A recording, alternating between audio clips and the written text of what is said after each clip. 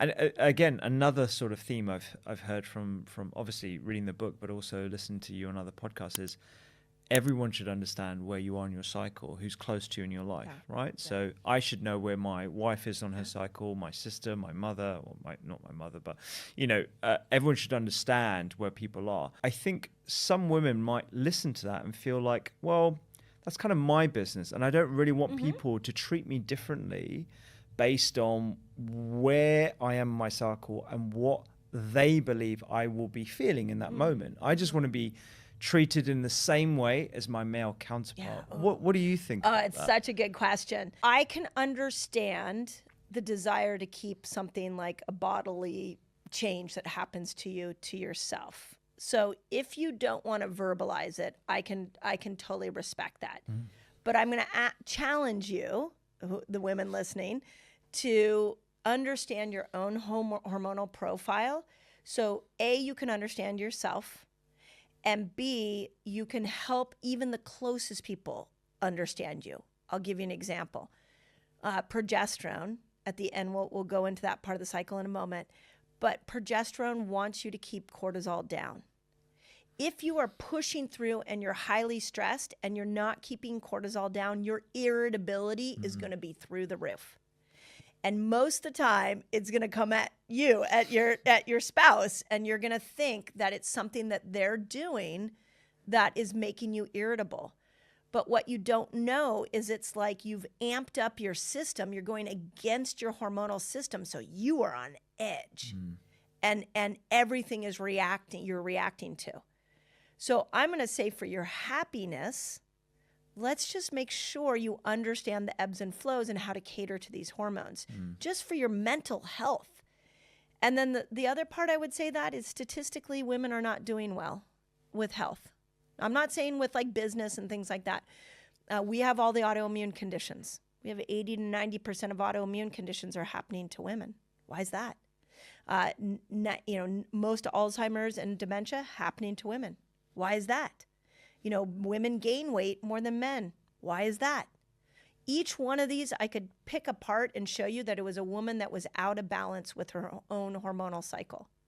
The PCOS, I am shocked since Fast Like a Girl came out, how many women with PCOS have poured onto my socials, sent us message. It is an epidemic. It is the number one hormonal problem for women.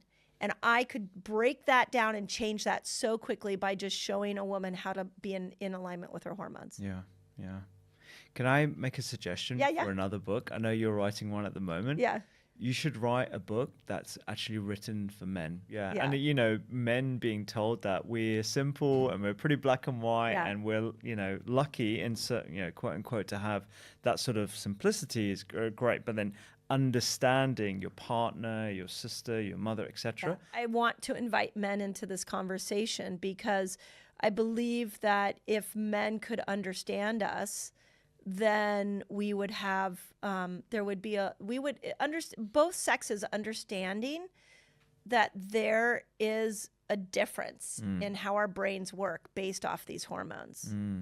It would just bring a level of compassion. Absolutely.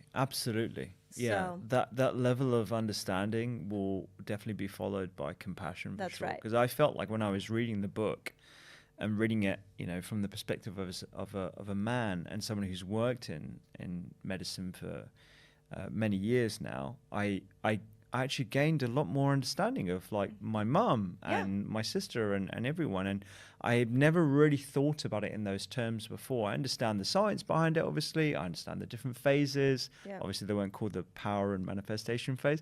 But, that really did unlock a lot of things for me and strategies as well that I could use to have a much more balanced and fulfilling relationship with my wife and all the women that are most important to me in my life. Yeah, because when you understand the hormonal shifts we're going through, we're not hormonally the same person every single day. You are pretty hormonally the same every day. You make testosterone, it goes up into the brain and converts to estrogen. So you only have to focus on testosterone. But sometimes we have estrogen, sometimes we have testosterone, sometimes we have progesterone. And those three hormones make us act different. Yeah. So one of the things that I've found in just talking to so many women is that we first will turn on ourselves and start to think we're doing something wrong when we're not getting the result we want, whether in work or health or life. We start thinking it's our problem, but we didn't take these changes in hormones into account. And once you do, you start to go, oh, okay, I am going to kick butt at work day 1 through day 15 of my cycle. Give me the projects. Let me go after this. And then as I get closer to like day 20, I'm going to cut my workload down a little bit and recover so that I can come back out at day 1 and I can be a badass again. Yeah. There's a lot more ebb and flow to us. And so I want to be sensitive to the women that don't really want to share their period, their menstrual cycle. Sure, yeah. A lot of women don't even want to think about it, but you are hormonally driven, and it's time for us to start to understand this. I don't know why it took till 2023. yeah. So I haven't figured that out yet. I think, this conversation, I'm glad we're having it in such a frank manner. But I guess it's slightly unfashionable, isn't it? Right now. Right now, for Yeah. sure.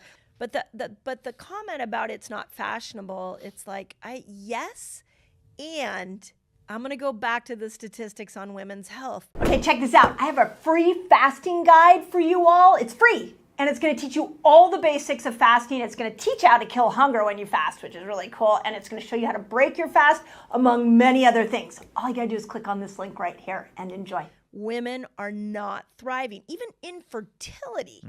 I mean, since Fast Like a Girl came out, I cannot tell you the number of 20 and 30-year-olds that don't have a cycle. So I'm trying the best to make it as cool and fun to look at as possible. So let's go to the next, back to the power phase, right? Yeah, so we've had the manifestation phase and Yeah, so that you come out of manifestation, it ends at day 15. Yeah.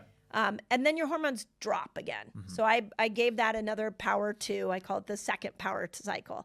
So you can fast as much as you want. I encourage you to go low carb. Like you could work out, everything you could do in power phase 1. And that one's a really short phase. It goes about day 16 till day 19, 20. And then day 20, we move into the nurture phase. And this is the whole, the game changes for all women at this point. And this is why I called it nurture. I originally thought about calling it the chill out phase. Yeah. Because I was like, okay, all the rushing women in the world, you need to just chill out during this time. But I really wanted women to know that nurturing starts with themselves. You have to start by nurturing yourself.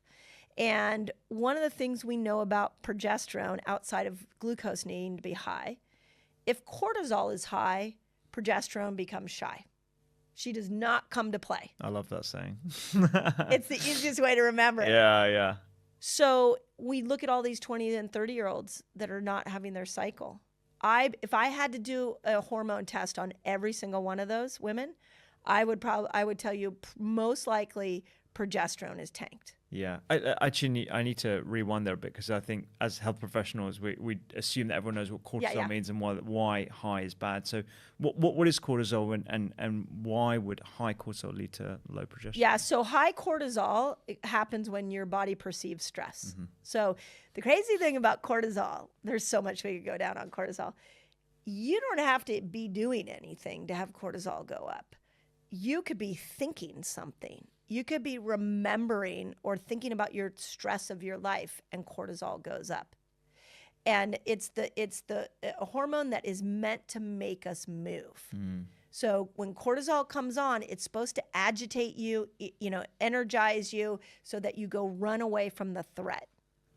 But what's happening right now to us is that we're getting all these cortisol surges and we're not moving. This is a big problem with why people in general gain weight, is that the body just stores all that cortisol because it's not being used.